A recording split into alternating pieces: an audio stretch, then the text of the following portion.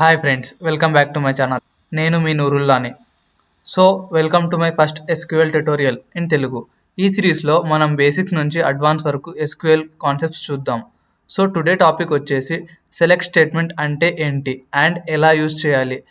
Let's use a simple table named employees.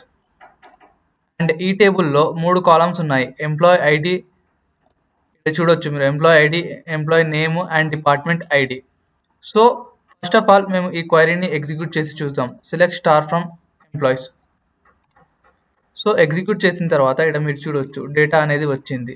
అయితే ఈ simple select query employees table నుంచి only name కాలం ని ఎలా ఎలా చేయాలి, ఐ మీన్ ఓన్లీ నేమ్ కాలం తీయాలంటే ఎలా చేయాలి, లైక్ సెలెక్ట్ స్టేట్మెంట్ యూజ్ చేసి సెలెక్ట్ నేమ్ ఫ్రమ్ ఎంప్లాయీస్ అని ఎగ్జిక్యూట్ చేస్తే మీకు ఓన్లీ ఎంప్లాయీ నేమ్స్ అయితే ఇక్కడ కనిపిస్తాయి. లైక్ ఇక్కడ మీరు చూడొచ్చు అలైస్, బాబ్, చార్లే, డేవిడ్ అని.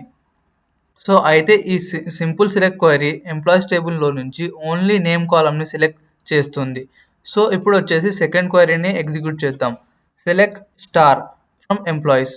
ఇది వచ్చేసి ఎంటైర్ టేబుల్ డేటాని ఎగ్జిక్యూట్ చేస్తుంది. ఇక్కడ స్టార్ అంటే ఆల్ కాలమ్స్ని సెలెక్ట్ చేయడం. సో ఈ క్వైరీ అవుట్పుట్లో employee ID, name and department ID display అవుతున్నాయి. సో సెలెక్ట్ స్టేట్మెంట్ వల్ల మనం డేటాబేస్లో డేటా రిట్రీవ్ చేయొచ్చు.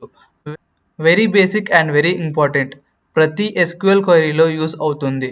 సో మీ ప్రాక్టీస్కి try this. Select employee ID, department ID from employees. కామెంట్లో మీ రిజల్ట్ షేర్ చేయండి.